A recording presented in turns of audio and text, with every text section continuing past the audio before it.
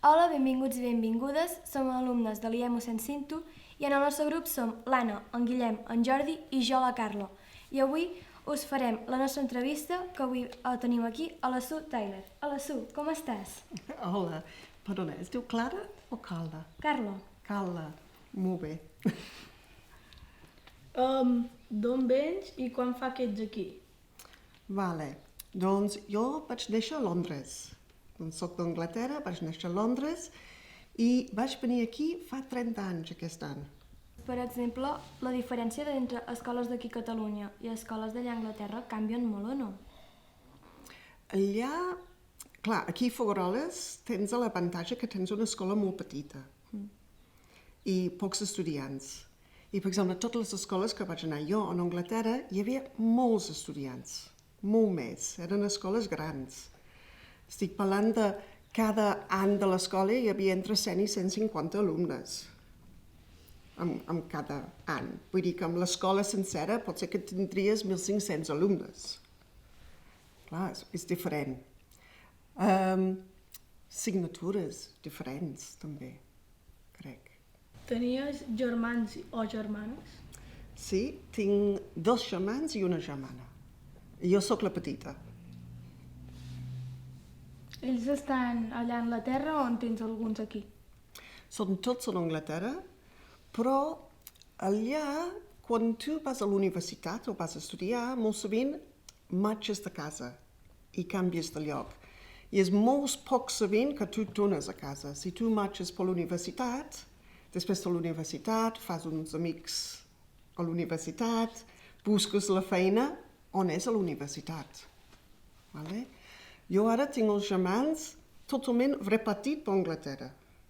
Tinc un que està quasi bé a Escòcia, un al mig d'Anglaterra, al Midlands, en un lloc que es diu Nottingham, i després tinc el germà al sud d'Anglaterra, a Brighton, on vaig néixer, vaig néixer a Londres, però vaig créixer a Brighton. I el tema de quan vas acabar els estudis i et van donar alguna beca o alguna per sortir d'allà o vas intentar buscar un lloc més a prop de casa o una cosa així? Jo, amb els estudis que vaig fer jo, que era d'arquitectura,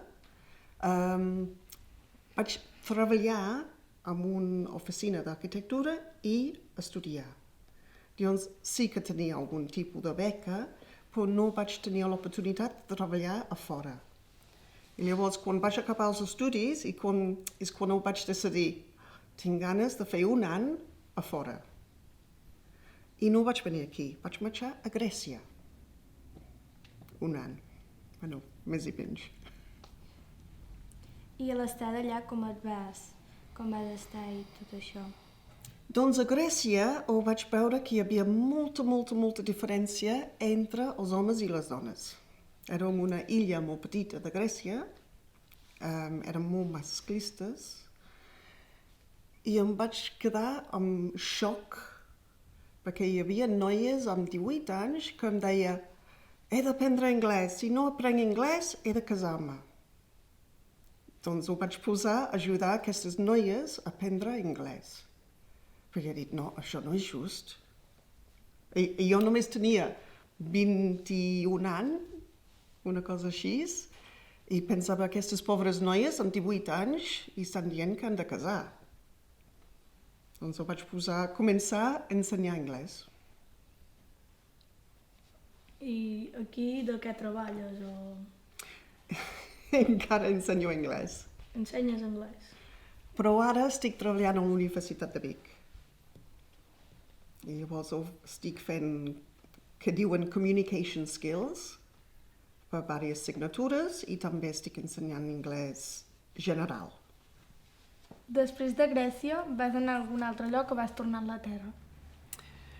Mira, mentre que estava ensenyant anglès a Grècia, per raons personals havia de tornar cap a Anglaterra.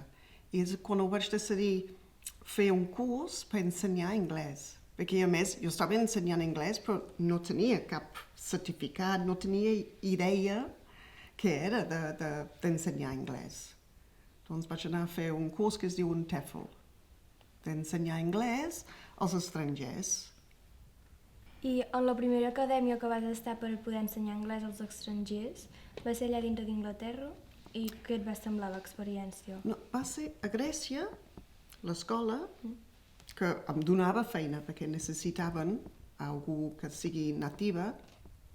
I llavors a Anglaterra vaig fer el curs i llavors és quan vaig decidir, m'agradava a Grècia, m'agrada l'estil de vida, el temps, sobretot. I llavors és quan vaig venir cap aquí. Com vas venir aquí? Com vas arribar? Bona pregunta, perquè jo volia aprendre castellano i volia anar a Sud-amèrica. Això era la meva idea. Tenia ganes de viatjar i visitar Sud-amèrica. I dic, aniré a Barcelona. Jo sabia que parlàvem català, però pensava, bueno, és enmig d'Espanya, han de parlar castellà també, però clar, no vaig quedar a Barcelona.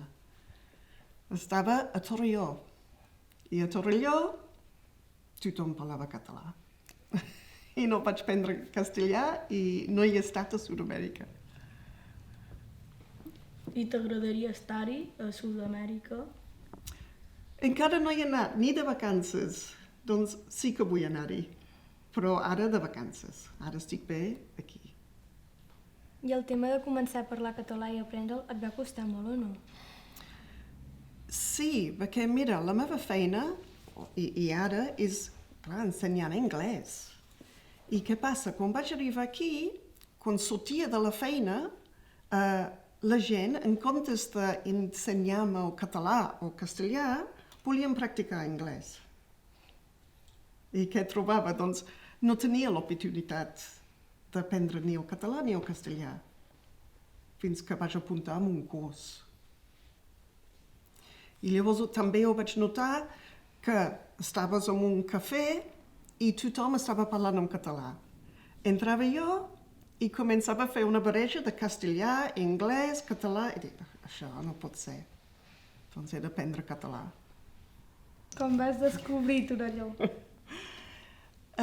Jo vaig tenir una entrevista a Londres, en un hotel a Londres, i el senyor, el jefe de l'escola, em va explicar que era una acadèmia a Barcelona. I llavors, quan vaig arribar aquí, va dir, bueno, no és ben bé a Barcelona. I vam arribar a Torelló. Pots imaginar la meva sorpresa d'anar a una ciutat com a Barcelona, arriba un Torelló, un poble, octubre, plovent, fred. Pensava, què és això? Quan vas arribar, què vas fer? Perquè no tenies casa, no? O què? No, però amb la feina em donava un pis de lloguer. Doncs ja està, vaig arribar amb la maleta, tenia el pis de lloguer i començo a treballar. I el tema de començar a crear una família aquí, què et va suposar crear tot això? No era pas un pla i, mira, comences a conèixer gent i, clar, treballes el primer any, vaig treballar un any, llavors vaig canviar d'escola, vaig anar a Vic, en una altra acadèmia, clar, coneixes gent, comences a conèixer gent i has de decidir si vols quedar o si vull marxar. Els primers dies, quan vas començar a fer de professora, com et senties? Tenia molta por. Tenia molta por perquè era molt jove i hi havia molts estudiants que eren més grans que jo, o hi havia nens petits també, clar, no havia fet classes. Així som 15 estudiants, 10 estudiants. No coneixia ningú, no entenia el català ni el castellà, parlava una mica de francès, perquè havia estudiat a l'escola, i això ajudava molt. Et van tractar bé quan vas arribar aquí, tots els catalans? Sí. Jo he dit abans que volien parlar anglès. De vegades no sabia si realment eren amics o amigues o que només volien practicar l'idioma. Però no, a poc vas coneixent gent i és com és una aventura al començament, has de confiar molt. I una cosa que potser no has pensat, jo estic parlant de fa 30 anys, no hi havia mòbils. No és això que podies trucar als amics, fer un FaceTime, no hi havia res de mòbils. Amb el pis que tenia de lloguer no tenia ni telèfon fixe. Escrivia cartes als amics, de vegades trucava, però des de l'escola. I els catalans, sí, a poc, vas coneixent gent, i jo m'agradava molt l'esport, també, i això ajudava molt. Aquí, l'única cosa, sí, els catalans no confio mai quan diu anem a caminar. Perquè aquí, caminar, pujar muntanyes. I a Anglaterra no hi ha muntanyes. Doncs al principi això d'anar a caminar va ser també un xoc, Com vas decidir si quedar-te aquí més temps o marxar allà? Com vaig decidir? No sé si vaig decidir o no. Era la situació, que tenia feina, estava treballant, estava bé, tenia els amics. Jo marxava cap a casa, però marxava per Nadal i normalment per l'estiu, 2 cops a l'any. I llavors ho vaig quedar embarassada i vaig tenir un fill. I clar, llavors canvia tot. Com vas conèixer la teva parella? Era amics d'estudiants allà que tenia a Torelló i vaig conèixer allà, vivint allà. I el pare era català. En quin idioma parlàveu a casa? Una barreja d'anglès i català.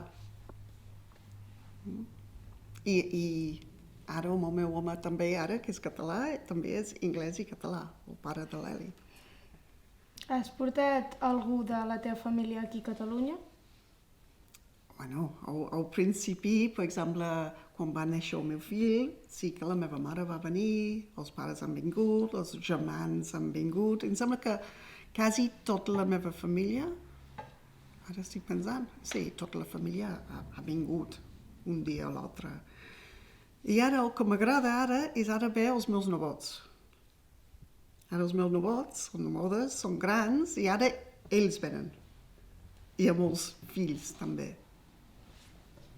Però venen per una setmana, 2 setmanes, vacances, i marxen.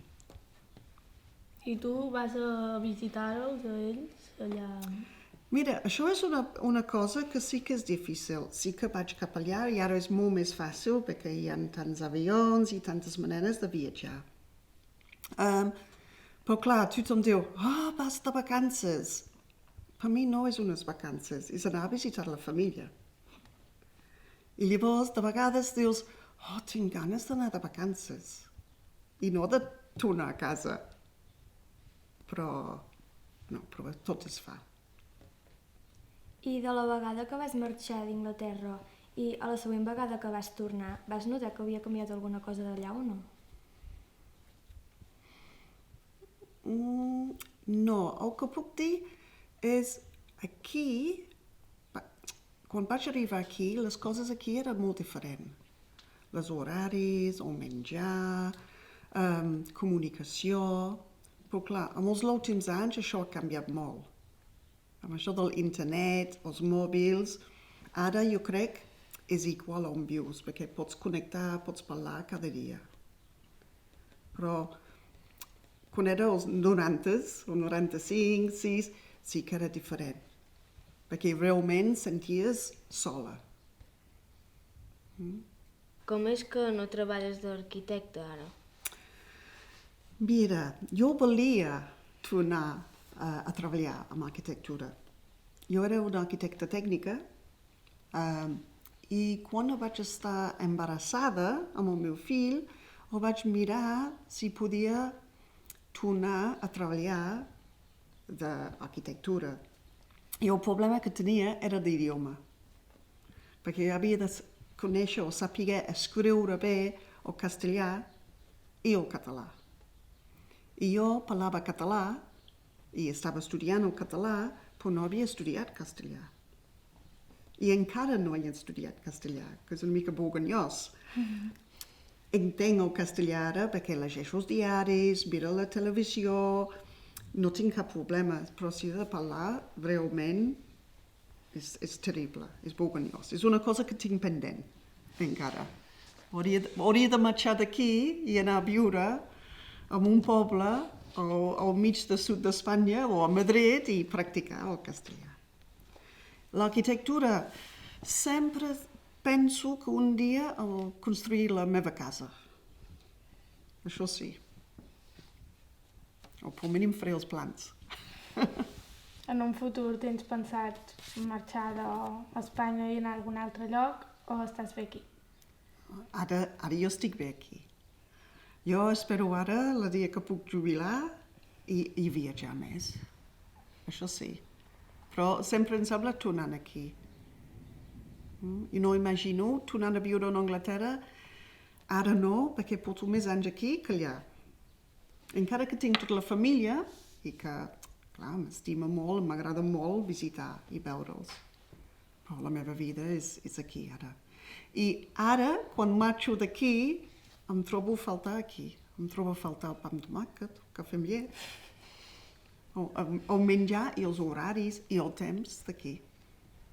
Moltes gràcies per aquest temps i això. De res, gràcies a vosaltres per les preguntes. I ara espero que visitaré Anglaterra. I la pròxima entrevista en anglès.